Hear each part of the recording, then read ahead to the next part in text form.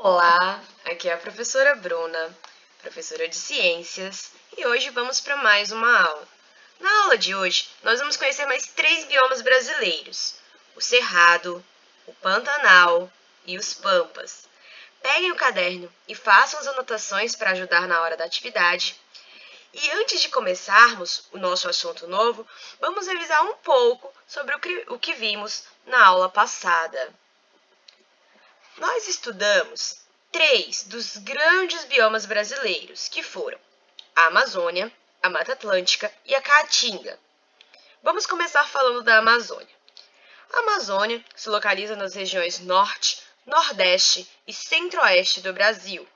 Ela é uma floresta tropical, o que significa que o seu clima é quente e úmido, com muitas chuvas. E esse bioma possui a maior bacia hidrográfica do Brasil e o maior rio do mundo, o Rio Amazonas. A umidade da Amazônia é distribuída por todo o Brasil, levando as chuvas para as regiões Centro-Oeste, Sudeste e Sul do país. Essa região é habitada há pelo menos 12 mil anos por indígenas. Alguns dos problemas ecológicos enfrentados por esse bioma são a urbanização, a retirada de madeira, a caça, a agricultura e a pecuária. A Mata Atlântica se localiza no litoral Nordeste, Sudeste e Sul do país. Ela também é uma floresta tropical, quente, úmida e chuvosa, possui diversas bacias hidrográficas com muitos rios e é a região com maior captação de água do Brasil. Ela é ocupada há pelo menos 10 mil anos e desde então enfrenta vários problemas ecológicos, como a exploração do pau-brasil, as plantações de cana-de-açúcar e café, a mineração, a industrialização e a urbanização. E falamos sobre a Caatinga, lembrando que a maior parte da localização desse bioma fica na região Nordeste e um pedacinho ali na região Sudeste do Brasil. O nome Caatinga, como vimos, significa mata branca. Isso se deve à cor esbranquiçada da vegetação na seca.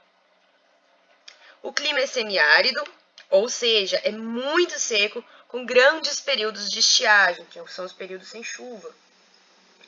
As plantas são xerófitas, ou seja, são adaptadas ao clima seco, assim como os animais.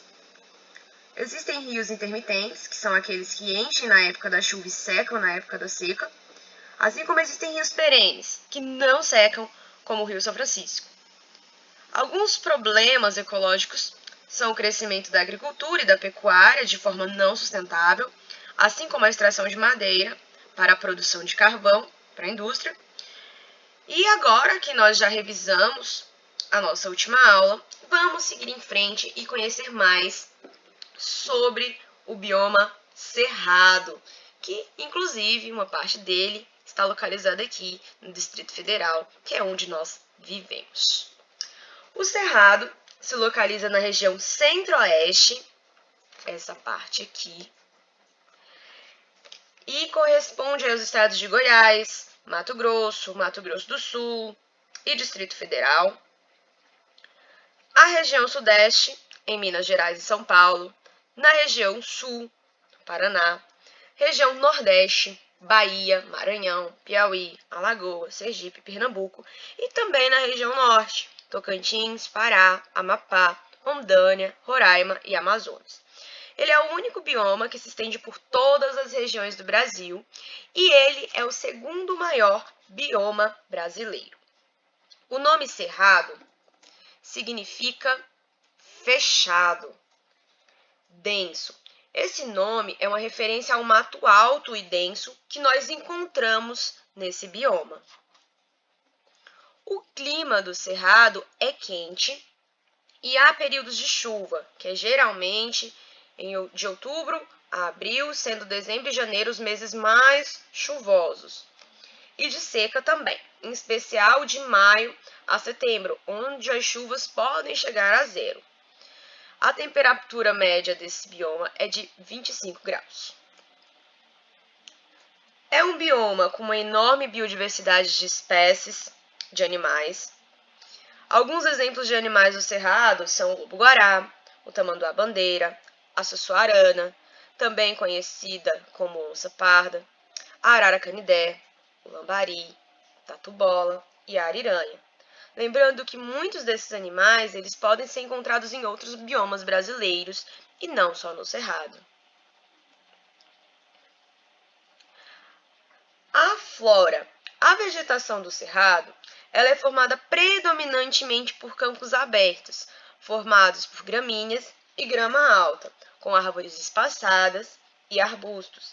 As árvores costumam apresentar troncos grossos e tortuosos. Olhem a imagem aí.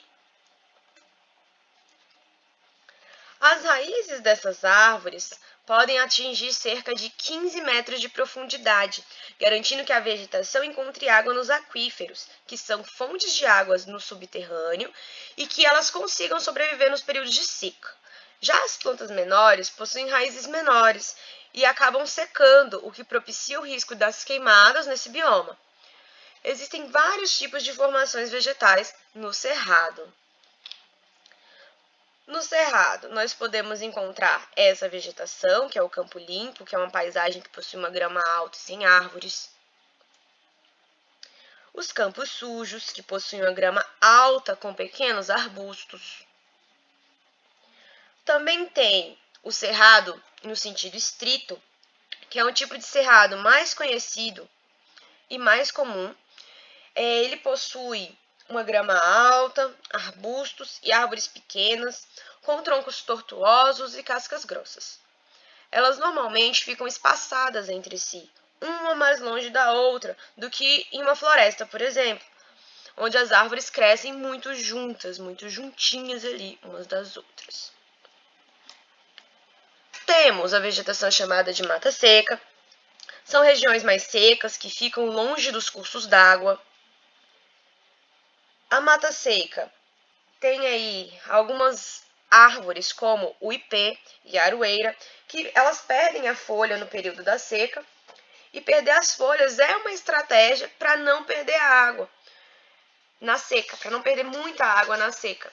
E as folhas realizam a evapotranspiração, onde a árvore ela perde a água para o ambiente. E sem as folhas, elas conseguem manter essa água no organismo delas para sobreviver aos períodos de seca. Também temos o cerradão, que é a floresta do cerrado, a gente pode chamar, com árvores mais próximas umas das outras e que formam dosséis, que é quando as copas das árvores se encontram e formam uma cobertura vegetal na floresta. Temos também as veredas, que é um tipo de vegetação que cresce em regiões alagadas, normalmente tem a presença do buriti, que é um tipo de palmeira. E por último, temos o cerrado rupestre, que é uma região baixa que se forma em ambientes muito rochosos. O cerrado é o berço das mais importantes bacias hidrográficas brasileiras, como a bacia do Amazonas, do Parnaíba, do Paraná, do Jequitinhonha e do Rio São Francisco. Isso significa que as águas que saem do cerrado banham todos os outros biomas, por isso ele é conhecido como o berço das águas. Os primeiros habitantes do Cerrado chegaram nesse bioma há pelo menos 13 mil anos atrás. Eles eram indígenas que viviam da caça, da coleta de vegetais e da agricultura, e com o avanço dos portugueses nas terras brasileiras, a maior parte dos povos indígenas que viviam aqui foram dizimadas, seja pelo confronto direto, seja pelas doenças que eles trouxeram. Essa região do Brasil, ela ficou muito tempo como uma das regiões com a menor taxa de habitantes. Várias tentativas de desbravar as áreas do Cerrado foram feitas, como as expedições dos bandeirantes no século XVI, a chamada Marcha para o Oeste Brasileiro, feita no governo de Getúlio Vargas, e a construção de Brasília, a nova capital do Brasil, por Juscelino Kubitschek. Com o aumento da população vinda de todos os cantos do Brasil, o Cerrado foi bastante afetado. 41% desse bioma já foi destruído, em especial pela urbanização desordenada, pela mineração e pelo aumento da agricultura e da pecuária. O Cerrado também sofre bastante com queimadas. Podem ocorrer queimadas naturais, mas as que mais impactam nesse bioma são as queimadas causadas pelos seres humanos. Algumas causas de incêndio são a agricultura e a pecuária. Muitos utilizam fogo para abrir espaço e retiram a vegetação nativa para cultivar outras plantas como a soja e criar animais nesses espaços. Muitas vezes, esses incêndios saem do controle e queimam áreas muito maiores do que eles planejaram.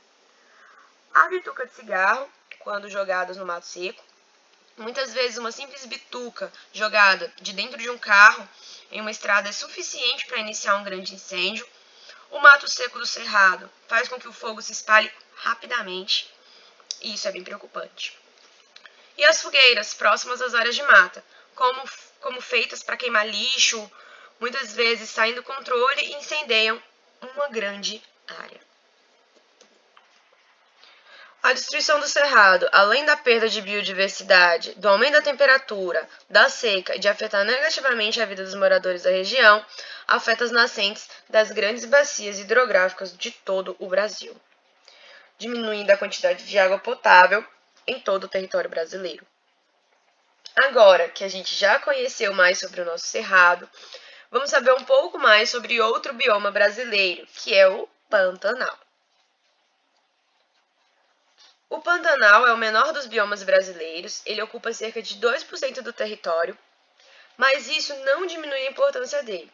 Ele se localiza nos estados de Mato Grosso e Mato Grosso do Sul, mas se estende pelo Paraguai e pela Bolívia. O clima do Pantanal é um clima tropical, semiúmido, com altas temperaturas no ano todo, sendo que o verão é chuvoso e no inverno as chuvas ficam escassas, deixando o clima seco. Resumindo, o Pantanal tem um clima típico da região centro-oeste, com um período chuvoso e outros seco, de forma semelhante ao nosso cerrado brasileiro. O Pantanal ele é banhado pela bacia do Paraguai. Quando chove, os rios transbordam devido ao relevo plano e cerca de 80% do bioma fica inundado. E quando para de chover, os rios voltam ao normal e algumas áreas continuam alagadas, e elas recebem o nome de pântanos, daí vem o nome Pantanal. O Pantanal, ele possui áreas que ficam inundadas o ano inteiro, outras que só alagam no período chuvoso e outras que não alagam.